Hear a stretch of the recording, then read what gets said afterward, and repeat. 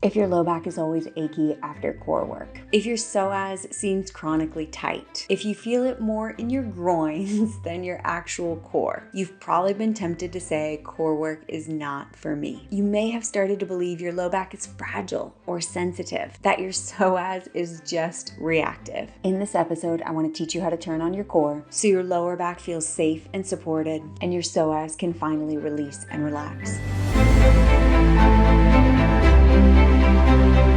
We're going to use one of my clients as a case study. Her name is Sonia. When Sonia did core work, it seemed like everything was right. She's super smart, she tries hard, she was doing the movements, focusing on her breathing, but every time, no matter what, her low back was tightening and it was achy afterwards. And sometimes her piriformis, that muscle just below the upper rim of her pelvis, would get super cranky from the core work. Then it would grip and grab, almost bite, when she'd step forward into lunges or come up to a lunge or go down from a lunge. What's super tricky here is discerning performance over connection. Many of us can do the thing. We can do the movements of the core work, but it doesn't mean we have the connection of true core. And our body tells the tale in compensating patterns, like an achy lower back, an angry piriformis, a chronically tight psoas. Tightness in these muscles are symptoms of the deep core being offline. That's why stretching only brings temporary relief,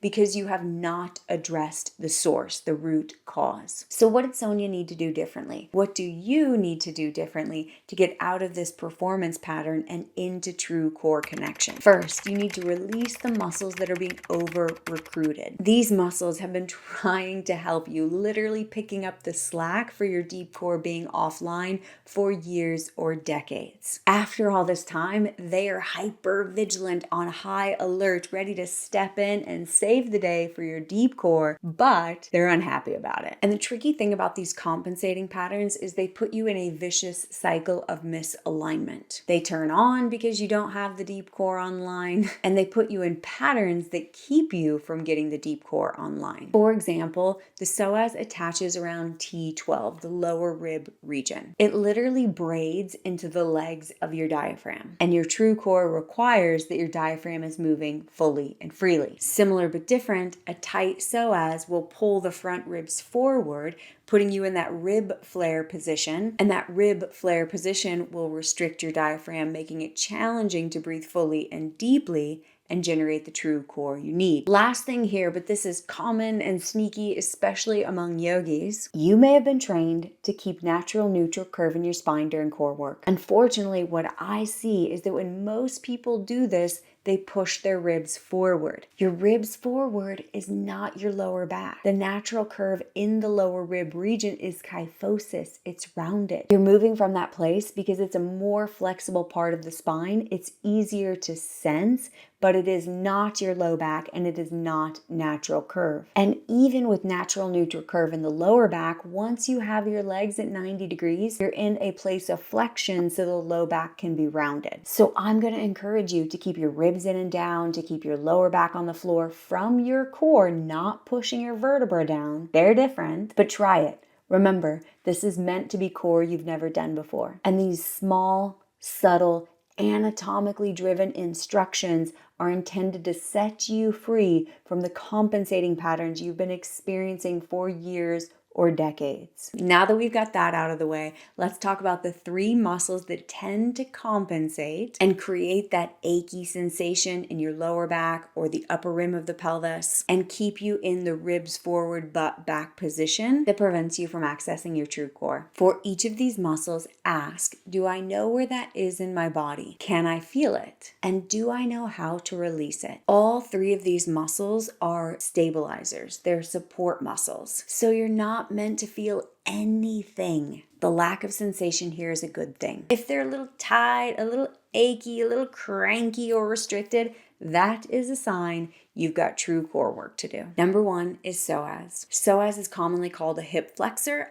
I would classify it as a spinal stabilizer. It's meant to help with small adjustments and stabilization, not be your source of stability and core. But when the deep core is offline, that's what it tries to do. And then psoas presents as tight, achy, grippy, grabby, even pingy. And then when you dig your fingers into your low belly, it will push back against your hands. It will feel like guitar strings. Instead, you want psoas released and relaxed for it to soften away from your hands and go towards your lower back. Think of your psoas like your tongue. When you press your tongue against your front teeth, it will be hard and kind of pokey, but you can also flatten your tongue onto the roof of your mouth. Then it's relaxed, it's wide, it's settled and spread, and that's what you want for your psoas. Softening and spreading against your lower back, not pushing and poking into the front side of your body. My favorite psoas release is to lay prone with a blanket or bolster underneath your front ribs. The blanket or bolster helps you draw the front ribs in and back, and then spread and expand the back side of your body. This will release and relax psoas.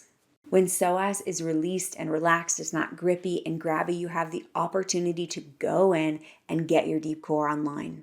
Muscle number 2 is the QL. This muscle also has a relationship with T12 and the respiratory diaphragm, and it's the tissue in between your lower ribs and the upper rim of the pelvis. When it's tight, it keeps you stuck in an extension pattern with ribs forward, butt back. It'll feel like saran wrap that's gotten folded over itself, and it'll seem impossible to smooth it back out. Similar to psoas, my favorite release for QL is to forward fold with a blanket or bolster in between your ribs and your thighs. Child's pose is a great place to start. This directs your breathing into your back body so you can create length and space in that area between the back ribs and the upper rim of your pelvis. When QL is tight and sticky like saran wrap, the stack of rib cage and pelvis is compromised before you even begin core work. And then when you add core work, it's just more stress and strain for this already sticky tissue. When you release this tissue, you can get the stack and do core work that finally feels safe and supportive for your lower back. Muscle number 3 is piriformis. Similar to psoas, this is commonly called an external rotator, but I would classify it as a spinal stabilizer. Tom Myers gave this metaphor of holding a broom in your hand,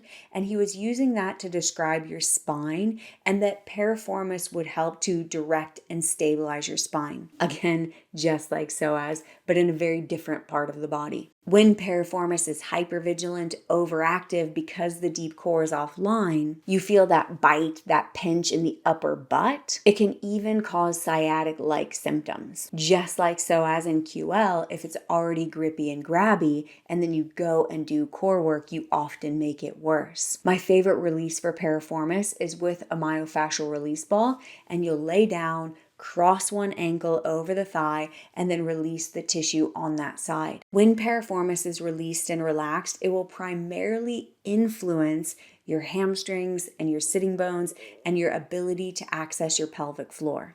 Tightness in one or all 3 of these will create that experience of core work doesn't work for me. It only makes my low back hurt more. But when you release these 3, then you can go in, do the core work, and finally get the support and stability your spine needs. And then these muscles stay released too. But there's a trick. And that takes us back to Sonia. Sonia and I developed a perfect warm-up to help her release and relax psoas, piriformis, and QL. And then when she went to do the core work again, she had to go slow, do less, and only go as far as she was clear that she was using her core and not triggering these compensating patterns again. Because as soon as your lower ribs lift or your lower back peels off the floor, you're going to trigger those spinal stabilizers and lose your deep core. My favorite core work to retrain this lower back, psoas, piriformis compensating pattern